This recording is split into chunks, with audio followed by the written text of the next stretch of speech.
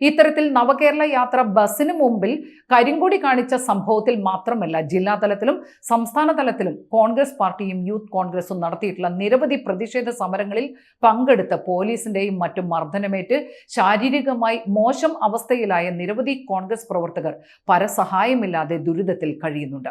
മിക്കവാറും എല്ലാ സജീവ പ്രവർത്തകർക്കും പോലീസ് കേസുകൾ തുടരുകയാണ്.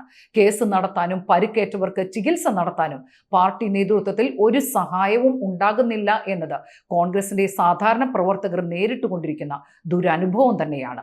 പുതിയ പുതിയ പ്രശ്നങ്ങൾ പാർട്ടിയിൽ കടന്നു വരുമ്പോൾ അതിൻ്റെയൊക്കെ പേരിൽ തർക്കങ്ങളിലേക്ക് നീങ്ങുന്ന നേതാക്കൾ ഗ്രൂപ്പ് വളർത്തുവാനും മറ്റും കാണിക്കുന്ന താല്പര്യം പാർട്ടി സമരങ്ങളിൽ പങ്കെടുത്ത നിസ്സഹായരായി മാറിയ സാധാരണ പ്രവർത്തകരെ തിരിഞ്ഞു നോക്കുവാനും അവരുടെ സ്ഥിതി എന്തെന്ന് അന്വേഷിക്കുവാനും തയ്യാറാകുന്നില്ല എന്ന സങ്കടം മനസ്സിലൊതുക്കിക്കൊണ്ടാണ് പാവപ്പെട്ട നൂറുകണക്കിന് കോൺഗ്രസ് പ്രവർത്തകർ ഇന്നും ജീവിതം തള്ളി നീക്കുന്നത്.